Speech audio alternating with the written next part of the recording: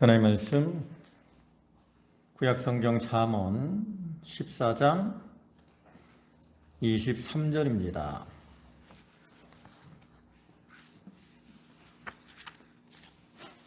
잠언 14장 23절부터 끝에 35절까지 말씀입니다. 구약성경 페이지로는 926쪽.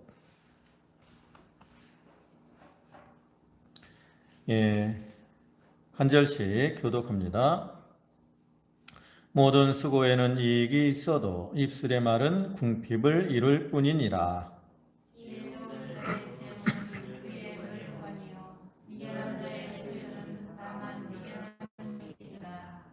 진실한 증인은 사람의 생명을 구원하여도 거짓말을 뱉는 사람은 속이 느니라.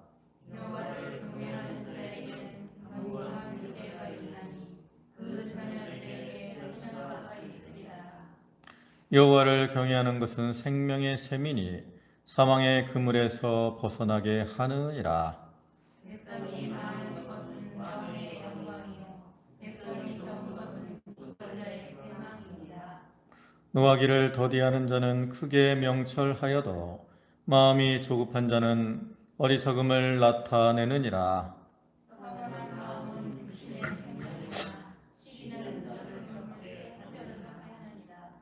가난한 사람을 학대하는 자는 그를 지으신 이를 멸시하는 것이요 궁핍한 사람을 불쌍히 여기는 자는 주를 공경하는 자니라.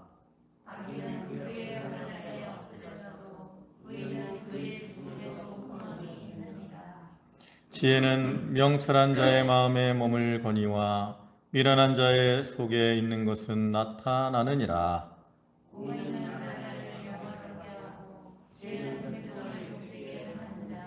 35절은 다 같이 봅니다. 슬기롭게 행하는 신하는 왕에게 은총을 입고 욕을 끼치는 신하는 그의 진노를 당하느니라. 아멘. 네, 오늘 잠언 14장 23절부터 35절까지 말씀을 보셨는데요. 여기 말씀은 계속 앞에 이어지는 말씀으로서 그 솔로몬이 이 말씀들을 통해서 의인과 악인 또 지혜로운 자와 미련한 자의 삶과 그로 나타나는 결과들을 계속 비교 서술하고 있는 것입니다. 그 중에서 오늘 본문의 말씀은 이제 특별히 여러 가지를 교훈하지만 그 중에서도 여호와를 경외하는 자가 생명을 얻고 복된 삶을 살게 되는 것을 증거하고 있는 것으로서 우리 성도들, 특별히 하나님의 백성인 우리 성도들이 하나님을 경외하며 또한 그에 합당한 모습으로 살아가야 될 것을 교훈하고 있는 겁니다. 잠언 1장 7절을 보면 여호와를 경외하는 것이 지식의 근본이다라고 했고요. 또 이사야 33장 6절을 보면 여호와를 경외함이 내 보배다라고 말씀을 합니다. 이와 같이 여호와를 경외하는 것은 성도가 지혜를 얻는 그러한 비결이고 또 복되고 형통한 삶을 살아가는 방편이 되지요. 그러나 세상 많은 사람들은 하나님을 알지 못하고 살아가고 또 하나님을 믿는다고 하는 사람들도 하나님을 경외하는 가운데서 하나님의 뜻대로 살기보다는 자기의 이 어떠한 자기를 위해서 또 자기의 욕심을 따라 살아가는 경우가 많이 있습니다. 그러나 우리가 하나님을 떠나고 또 자기 뜻대로 사는 사람은 참 생명과 복의 근원이 되시는 하나님을 저버린 것이기 때문에 비록 그들이 일시적으로 세상에서 부귀영화를 누릴 수 있을지는 모르지만 그들은 참된 생명과 복을 잃어버린 삶을 살아갈 수밖에 없는 거죠. 그래서 우리 성도들은 하나님의 사랑을 입은 자들로서 하나님을 떠나 사는 세상 사람들의 모습을 따라 살지 말고 오직 하나님을 사랑하는 마음으로 하나님을 경외하며 또 하나님의 뜻대로 행하는 지혜로운 자들이 되어서 그를 통해 생명을 얻고 또 복된 삶을 살아가는 그러한 성도들이 되도록 해야 되겠습니다. 본문을 보시면 23절에 모든 수고에는 이익이 있어도 입술의 말은 궁핍을 이룰 뿐이니라.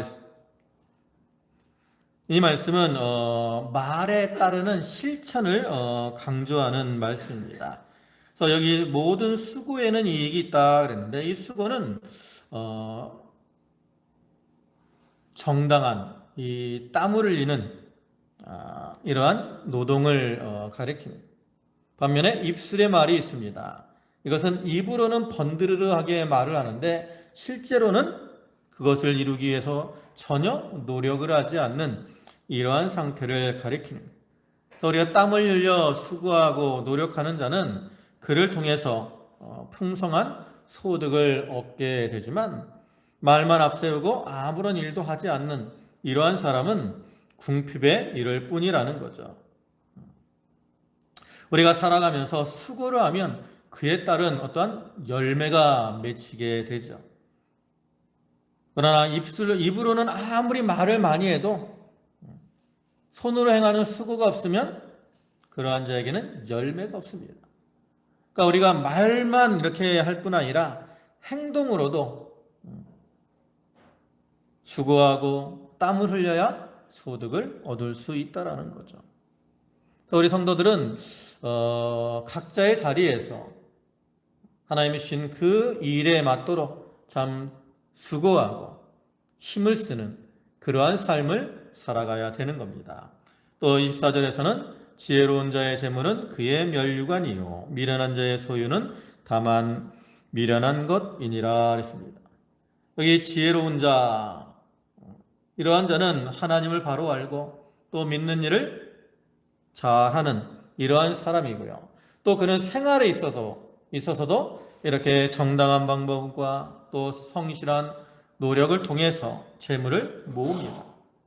그리고 또 이런 일을 모은 후에 그 재물을 가지고 자기만을 위해서 사용하지 않고 가난한 자들을 구제하거나 선한 일에 사용을 하기 때문에 그러한 사람들의 재물은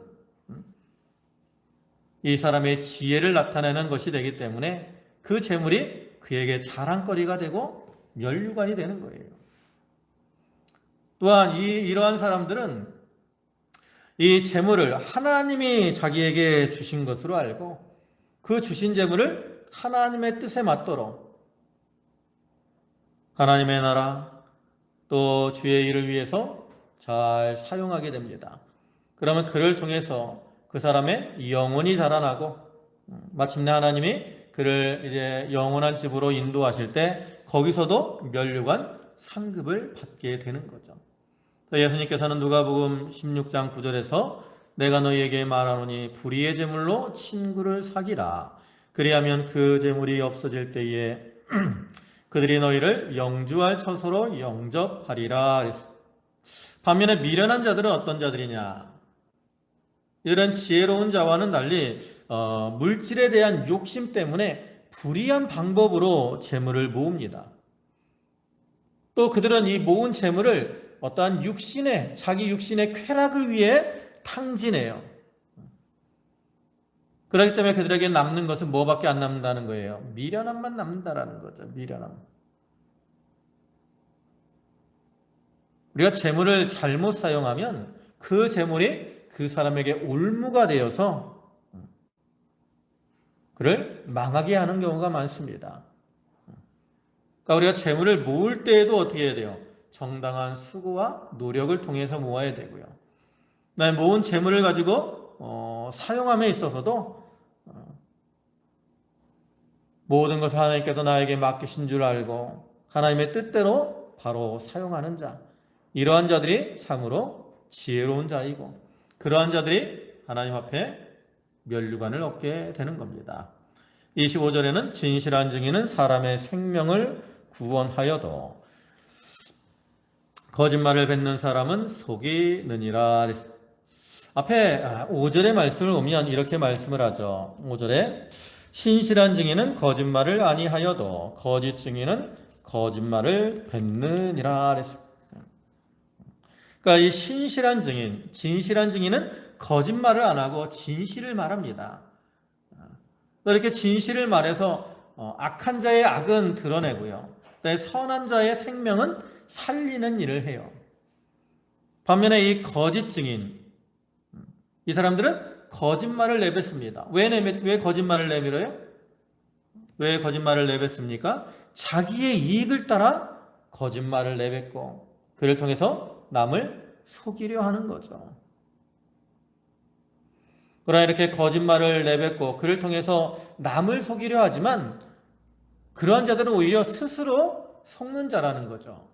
왜냐하면 이렇게 거짓으로 행하는 자는 반드시 그 거짓의 열매가 자기에게 돌아오게 돼 있어요. 그래서 그로 인해서 자기가 징계를 당하고 망하게 되는 거죠. 근데 그걸 알지 못하고 거짓말을 내뱉기 때문에 그들은 스스로를 속이는 자가 되는 겁니다. 그래서 우리 성도들은 말에 대해서 늘 진실해야 된다는 거죠.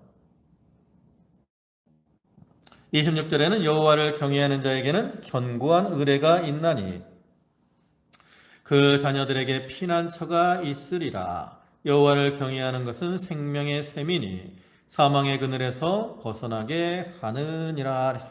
여기서 이제 여호와를 경외하는 자에게 임하는 여러 가지 복에 대해서 말씀을 합니다. 하나님께서는 일찍이 나를 사랑하고 내 계명을 지키는 자들에게는 천대까지 은혜를 베풀어 주시겠다라고 약속을 하셨는데 이 말씀은 그러한 하나님의 언약을 바탕으로 하고 있는 말이에요. 하나님께서 하나님을 경외하고 하나님의 뜻대로 사는 자들에게는 하나님이 보호하시고 또 지속적인 복을 내리실 것이다 라고 말씀을 하는 거죠. 그럼 하나님을 경외하는 자에게는 하나님이 어떠한 복을 주느냐? 여기 먼저 보면 견고한 의뢰가 있다 그랬어요. 여러분 여호와를 경외한다는 게 무슨 뜻입니까? 경외라는 말은 두려워한다라는 그러한 의미가 있는데 일반적인 어떠한 무서움과는 다른 거예요. 여기서 경외라는 것은 사랑과 존경을 기반으로 해서 그 뜻대로 살지 못하면 하나님의 징계가 임할 것을 기억하고 하나님을 두려워하는 그러한 마음을 가리키죠. 하나님을 경외한다는 것은 다른 의미로는 하나님 앞에서 사는 것을 의미하는 겁니다. 우리가 이거 신학적으로 신전의식이다라고 표현해요. 신전의식. 하나님 앞에서 사는 것을 의식하고 사는 삶. 여러분 우리가 삶 속에서 하나님이 늘 하나님은 천지에 충만하시다라고 말씀하잖아요. 그럼 내가 어느 곳에 있든지 우리는 하나님 앞에서 사는 겁니다. 하나님을 의식할 때 우리가 어떠한 삶을 살게 됐어요? 하나님 앞에 바로 살려고 하겠죠. 이게 바로 하나님을 경외하는 자의 삶이라는 거죠. 그래서 이렇게 하나님을 경외함으로 하나님 앞에 바로 살면 하나님께서는 그러한 자에게 복을 주시는데 어떠한 복을 주셔요? 먼저 견고한 의뢰가 된다. 하나님이 그들의 견고한 방패가 되어신다라는 거죠. 창세기 24장 1절을 보면 하나님께서 아브라함에게 나타나서 14장에 하나님이 아브라함에게 나타나서 말씀하시죠. 뭐라고요? 나는 방패요 지극히상 큰 상급이니라. 하나님이 아브라함에게 방패와 상급이 되어신다라고 말씀을 합니다. 이와 같이 하나님을 경외하는 자에게는 하나님이 방패가 되어시기 때문에 그 사람은 늘 안전합니다. 그래서 여호와를 경외하는 자는 마치 만세 반석 안에 있는 사람과 같은 거죠. 시편 18편 2절을 보면 여호와는 나의 반석이시요 나의 요새시요 나를 건지시는 이시요 나의 하나님이시요 내가 그 안에 피할 나의 바위시요 나의 방패시요 나의 구원의 뿌리시요 나의 산성이시로다. 이렇게 말씀을 하잖아요. 그러니까 시인이 이렇게 고백하는 건 뭐예요? 하나님 안에 있기 때문에 자기는 안전하다. 이렇게 고백을 하는 겁니다. 하나님을 경외하는 자는 하나님의 견고한 의뢰가 되어지기 때문에 그 사람은 안전한 거예요. 그 다음에 또 어떤 복을 줍니까? 그 자녀들에게 피난처가 있으리라. 이 말은 하나님께서 그 자녀들의 피난처가 되어신다라는 그러한 뜻입니다. 그러니까 하나님은 하나님을 경외하는 자뿐만 아니라 그 자녀들에게도 피난처가 되어서 그들을 보호해 주시고 또 그들이 돌아오게 해주신다라는 거예요. 일시적으로는 좀 잘못된 길로 나갈 때도 있지만 하나님을 경외하는 자의 자식은 하나님이 반드시 돌아오게 해주신다라는 거죠. 그래서 아브라함의 아들인 이삭이 하나님을 경외하고 두렵고 떨림으로 하나님을 섬기니까 야곱 보세요. 이 이삭의 야곱인 아들인 야곱. 그 야곱의 행위가 사람적으로 우리가 인간적으로 볼 때 바로 행합니까? 아버지를 속이고 형을 속이고 그래서 이제 도망가서 외삼촌 집으로 도망가는 신세가 되고 말았고요. 거기서도 그는 참 인간의 수단을 많이 쓴다고. 그렇지만 그러한 야곱이지만 마침내는 어떻게 돼요? 아버지 이삭이 경외하는 하나님께로 돌아오잖아요.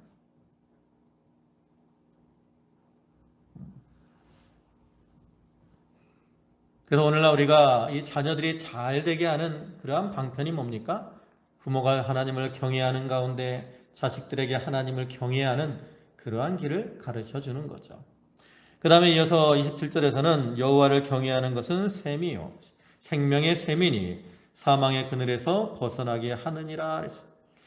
이 말씀 앞에 13절과 비슷합니다. 13장 14절과 비슷한데 거기 13장 14절을 보면 지혜 있는 자의 교훈은 생명의 셈이니 사망의 그늘에서 벗어나게 하느니라. 차이가 뭐예요? 앞부분만 차이 나죠. 그러니까 그 말씀과 이 말씀을 우리가 비교해 볼 때 지혜자의 참된 교훈은 바로 하나님을 경외하는 것이라는 것을 알 수 있죠. 그리고 이렇게 하나님을 경외하는 자에게는 하나님이 생명의 셈이 되어신다라는 거예요. 하나님은 생명의 근원이시기 때문에 하나님을 경외하는 자는 마치 생명의 셈에 거하는 것과 같이 생명의 역사가 일어나요. 여호와를 경외하는 자는 마치 시냇가에 심기운 나무와 같습니다. 그래서 시냇가에 심기운 나무가 시절을 쫓아 과실을 맺으며 그 잎사이가 무성함같이 그랬잖아요. 우리가 여호와를 경외한다는 것은 우리의 뿌리가 어디로 향해 있는 거예요? 하나님께로 향해 있는 거예요. 생명의 근원 되시는 하나님께로 향해 있기 때문에 그 사람은 그 하나님께로부터 오는 생명을 받아서 생명의 역사가 일어나요. 그뿐만 아니라 또한 사망의 그늘에서도 벗어나게 된다 그랬습니다. 우리가 여호와를 경외하면 하나님이 우리와 함께 하시면서 우리를 지켜주시기 때문에 우리가 사망의 자리에 들어갔을지라도 거기서 건짐을 받아요. 시편 23편의 말씀처럼 사망의 음침한 골짜기에 있을지라도 뭐를 두려워하지 않아요? 해를 두려워하지 않아요. 왜? 하나님이 건져주실 것이기 때문에. 이와 같이 여호와를 경외하는 자에게는 하나님이 견고한 의뢰가 되어주시고 또 자녀들에게 피난처가 되어주시고 생명의 섬으로 인도하시고 사망의 그늘에서 벗어나는 이러한 복을 더하여 주신다는 것. 여호와를 경외하는 게 참으로 우리가 복된 삶을 사는 비결이 됩니다. 그래서 우리 성도들은 세상 사람들이야 하나님을 모르기 때문에 하나님을 의식하지 않고 살더라도 우리는 하나님을 믿는 자들로서 늘 우리의 삶 속에서 하나님을 의식하고 그다음에 하나님을 경외하는 마음으로 하나님 앞에 하나님이 기뻐하시는 합당한 모습으로 살아가야 되는 거죠. 그 다음에 이어서 28절에 백성이 많은 것은 왕의 영광이요 백성이 적은 것은 주권자의 패망이니라. 이거는 나라가 크고 작은 걸 비교하는 게 아니에요. 왕이 통치를 잘하느냐 못하느냐 이것을 의미하는 겁니다. 그러니까 백성이 많다는 것은 왕이 통치를 잘해요. 선정을 베푼다고. 그러니까 백성들이 참 풍요롭게 살면서 왕을 신임하며 좋은 왕이 있으니까 옛날에 그랬어요. 옛날에 이제 나라 이렇게 국경들이 이렇게 뚜렷하지 않을 때는 왕이 나라를 잘 다스리면 이웃 나라 백성들이 그 나라로 막 이사를 가고 그랬다고 몰래. 그 왕이 정치를 잘하면 통치를 잘하면 백성들이 많아지는 거예요. 반면에 백성이 작아지는 건 뭡니까? 왕이 통치를 잘못하는 거죠. 폭정을 하거나 또 전쟁을 많이 일으켜서 무고한 백성의 피를 흘리게 하고, 그를 통해 백성의 어떤 인심, 신임을 잃어버리게 되는 상태를 가리키는 거예요. 그러니까 이 말은 두 가지를 우리에게 교훈하죠. 하나는 우리가 좋은 지도자를 만나는 게 참으로 우리의 행복과 불행을 좌지우지하는 그러한 중요한 문제라는 사실. 그럴 때 우리가 지도자들을 위해서 기도해야 되는 이유가 이거죠. 지도자들이 좋은 지도자가 돼야 우리가 그 안에서 평안한 삶을 살아갈 수 있어요. 그래서 우리 성도들이 나라와 또 지도자들을 위해서 기도를 해 줘야 되고요. 또 한 가지 교훈은 뭡니까? 우리가 좋은 지도자와 같은 덕을 끼치는 사람들이 되어야 된다라는 거죠. 우리가 전에 일꾼들에 대해서 이제 주일 예배 시간에 말씀하면서 우리가 그 출애굽기 18장에서 그 모세가 일꾼을 세울 때 첫 번째 조건이 능력이 있는 사람이라 그랬잖아요. 능력이 있는 사람. 근데 옛날 개역 성경에서 그것을 제덕이 겸전한 자다라고 말씀을 한다 그랬어요. 그러니까 제주, 이건 믿음의 실력을 말하는 거예요. 그래서 덕은 뭐예요? 덕망이죠. 그러니까 우리 성도들이 믿음도 좋아야 되지만 또 덕을 끼쳐야 됩니다. 그래야 우리 그를 통해서 하나님 나라가 견고해지고 또 확장되어 나갈 수 있어요. 우리가 전도 이런 할 때도 그렇잖아요. 내가 나가서 늘 다른 사람과 싸우고 다툰다고. 교회 다니면서 싸우고 다투고 그래요. 그러면 그 사람이 나가서 전도를 하면 그 사람의 말을 듣는 사람들이 복음을 받아들이겠느냐는 거죠. 반면에 이 사람이 나가서 참 다른 사람들에게 덕을 잘 끼치고 선한 일을 하면 그 사람이 복음을 전할 때 저 사람을 보니까 참 교회 가는 게 참 좋겠다. 그러한 마음이 들어서 전도가 되는 거죠. 그러니까 우리가 전도를 하려면 그 일을 위해서는 우리가 먼저 늘 덕으로 행하는 덕망 있는 사람들이 되어야 됩니다. 특히 시골은 말이 많잖아요. 사람들이 말이 많다고. 우리가 조금만 잘못해도 사람들이 다 알아요. 좋은 소문도 빨리 퍼지지만 나쁜 소문도 아주 빨리 퍼집니다. 우리가 좋은 소문이 퍼지도록 덕을 끼치는 삶을 살아가야 되는 거예요. 그 다음 29절에서는 노하기를 더디하는 자는 크게 명철하여도 마음이 조급한 자는 어리석음을 나타내느니라. 여기서는 자기의 감정을 우리가 잘 다스리는 것이 중요하다는 것을 교훈합니다. 그래서 노하기를 더디하는 사람은 어떤 사람이에요? 자기 감정을 잘 다스리는 사람이죠. 그래서 이렇게 분노를 자제하고 또 상황을 잘 살펴서 신중하게 행동을 하는 이러한 사람입니다. 그래서 이 사람들은 어떤 사람이에요? 명철하고 지혜로운 사람이에요. 왜냐? 그렇게 행동을 하기 때문에 다른 사람에게도 손해를 별로 안 끼치고 일도 실패하지 않아요. 반면에 마음이 조급한 자는 어떤 사람입니까? 막 감정을 못 이겨서 행동을 하는 이러한 사람들을 가리키는데, 우리가 보통 이 감정에 못 이겨서 행동을 하게 되면 말의 실수도 많고요, 행동도 실수를 범하는 경우가 많이 있죠. 그래서 잠언 12장 16절에서는 미련한 자는 당장 분노를 나타내거니와 슬기로운 자는 수욕을 참느니라. 그래서 우리가 좀 이렇게 지혜로운 자가 되어서 자기 마음을 잘 다스리고 어떠한 분을 이렇게 과도하게 내지 말고 좀 자기 마음을 잘 다스리는 이러한 자들이 돼야 되는 거예요. 그 다음에 30절에 평온한 마음은 육신의 생명이니 시기는 뼈를 썩게 하느니라. 여기 평온함 그랬습니다. 이 말은 온유, 겸손 이러한 의미를 가지고 있어요. 그래서 우리가 어떤 마음을 가지고 사느냐가 참 그 사람의 육신에도 많은 영향을 끼치게 됩니다. 그래서 내가 마음에 평안한 마음을 가지고 화평한 마음을 가지면 그 사람은 육신적으로도 좀 건강한 경우가 많아요.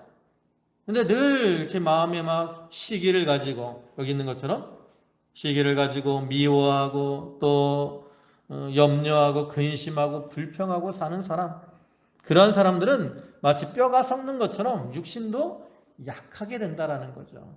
그래서 의학적으로도 볼 때 우리가 염려 근심을 하고 살면 우리 간이 이렇게 좀 탄다라고 표현합니다.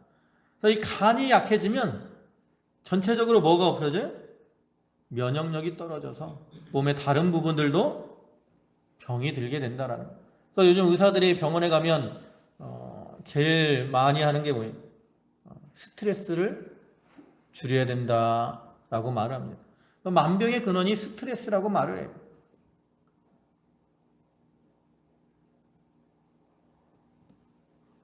우리가 이 건강할 가장 좋은 건강법은 뭐예요? 마음이 평안하고 화평한 그러한 마음을 갖는 겁니다. 우리가 화평한 마음을 가지려면 어떻게 됩니까? 마음에 있는 염려와 근심을 하나님께 맡겨야죠.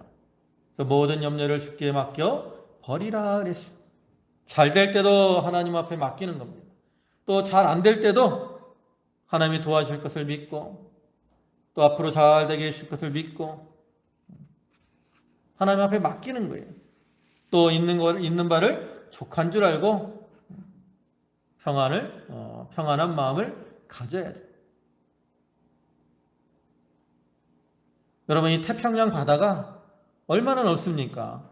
근데 태평양으로 들어오는 그 쓰레기가 엄청 많아요.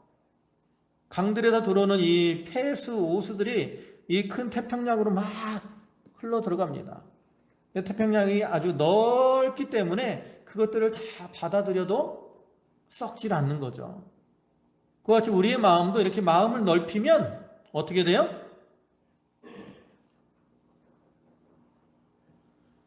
우리의 심령 속에서 생명이 살아나게 됩니다. 반면에 마음이 좁아지면 뼈가 썩는 것처럼 육신적으로도 고통을 당하게 되는 거죠. 우리는 믿음으로 행하며 또 범사에 감사함으로 마음의 화평과 또 평온을 누리고 그를 통해서 심령의 천국이 이루어지며 기쁨을 누리는 그러한 성도들이 되도록 해야 되는 거예요.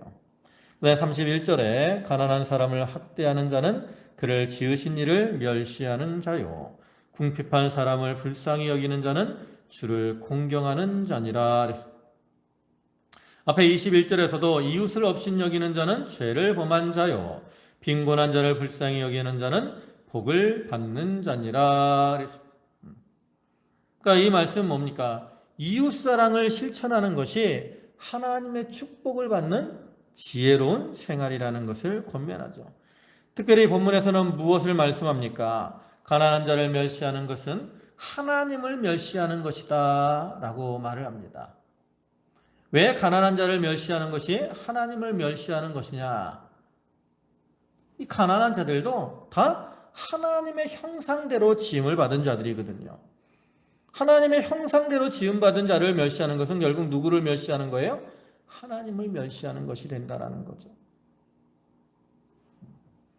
우리는 이 세상에서 좀 가난하고 궁핍한 이러한 사람이라 그래서 멸시하거나 학대하지 말고 오히려 그들을 불쌍히 여기고 또 그들에게 긍휼을 베풀므로 하나님께 대한 공경, 사랑 이것을 나타내는 자가 되어야 됩니다. 또 32절에 악인은 그의 환난에 엎드려져도 의인은 그의 죽음에도 소망이 있느니라. 여기 악인, 이 사람은 하나님을 경외하지 않고 육신의 쾌락과 또 물질적인 만족을 얻기 위해서 어떠한 불의와 악행을 서슴지 않게 행하는 이러한 자들입니다. 근데 이들은 악을 행하기 때문에 그들에게 뭐가 임하느냐? 하나님의 심판이 임하게 된다라는 거죠. 그래서 그들은 환난이 임할 때 그 가운데 완전히 다 엎드려져서 망하게 되는 거예요. 반면에 의인들은 어떤 사람이냐? 그들은 이 세상에 소망을 두지 않고 하늘에 소망을 두고 살아갑니다.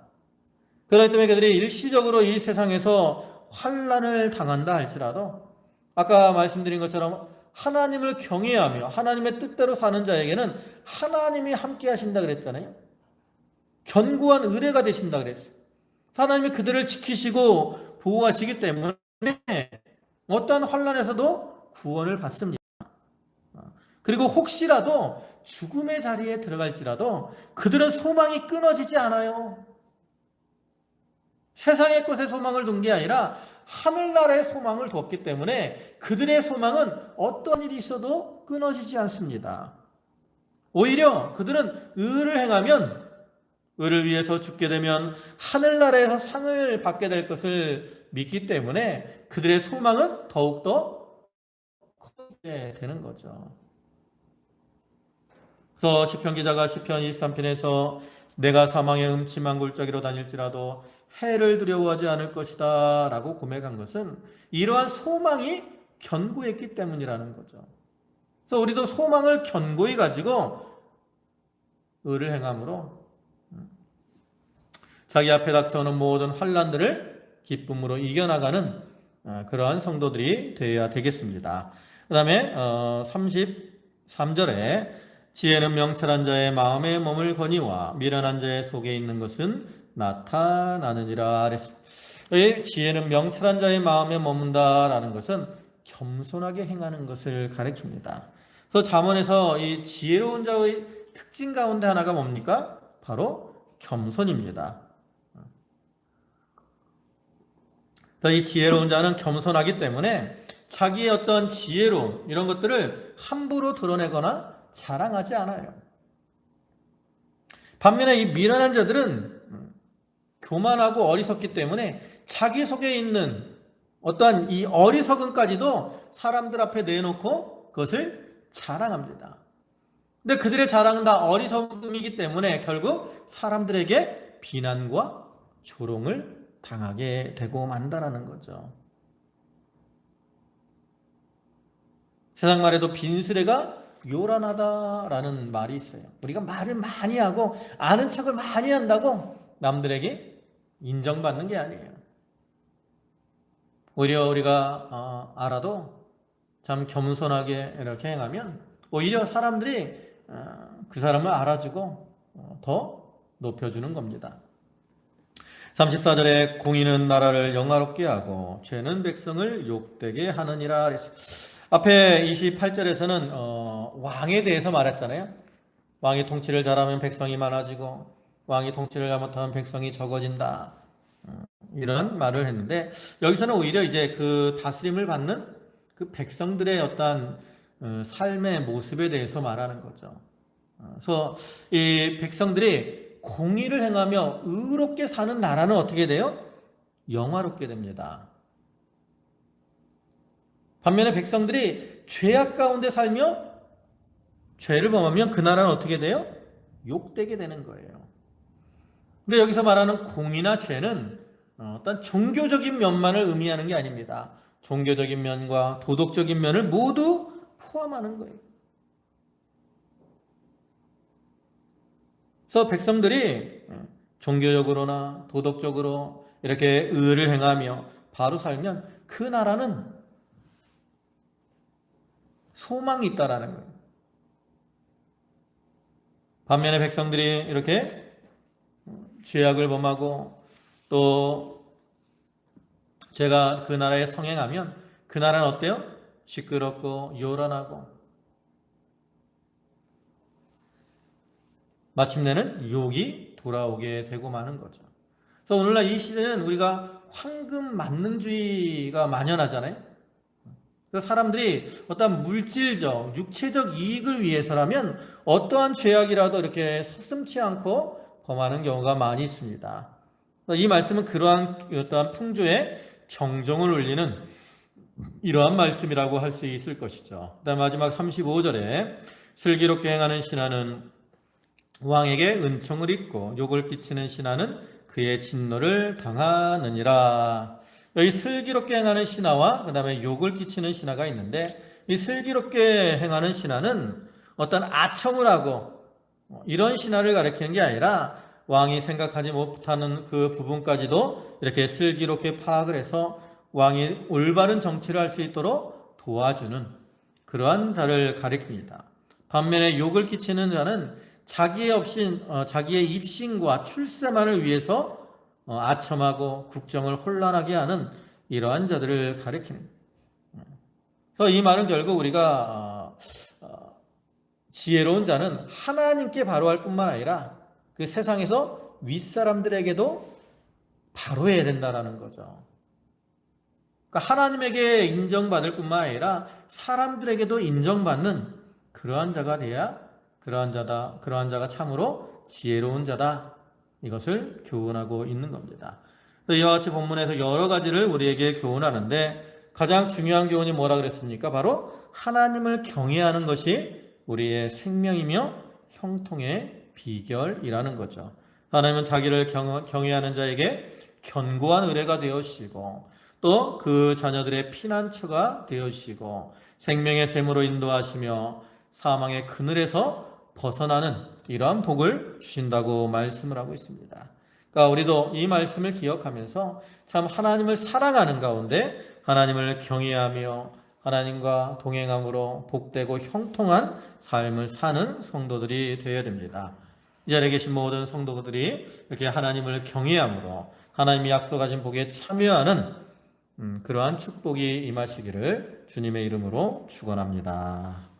아멘. 기도하시겠습니다. 전능하시고 자비와 사랑과 긍휼이 풍성하신 주님, 이 잠언의 말씀을 통해서 참 의인과 악인 또 지혜로운 자와 미련한 자의 그 삶의 모습과 또 그를 통해 나타나는 결과들을 우리에게 교훈하심으로 아버지 하나님, 우리가 지혜롭고 의로운 삶을 살아가도록 교훈해 주시오니 감사를 드립니다. 특별히 오늘 본문의 말씀을 통해서 우리가 하나님을 경외하며 하나님 앞에 사는 이러한 자들이 되어야 될 것을 교훈해 주셨사오니 아버지 하나님, 저희가 하나님을 경외함으로 하나님의 약속하신 그 견고한 의뢰가 되시며 자녀들의 피난처가 되시며 또 생명의 샘으로 인도하시며 사망의 그늘에서 건져주시는 이러한 은혜와 축복을 받아 누리는 그러한 성도들이 다 되게 하여 주시옵소서. 아버지 하나님, 참으로 이 세상이 혼란하고 사람들은 물질을 따라 죄악 가운데 행할 때가 많이 있습니다. 아버지 하나님, 그러나 저희는 하나님을 경외함으로 하나님 앞에 바로 살며 또 사람들에게도 덕을 끼치는 그러한 자들이 다 되게 하시고 그를 통해 이 하나님의 나라가 또 교회가 확장이 되며 견고케 되는 이러한 은혜와 축복이 있게 하여 주시옵소서.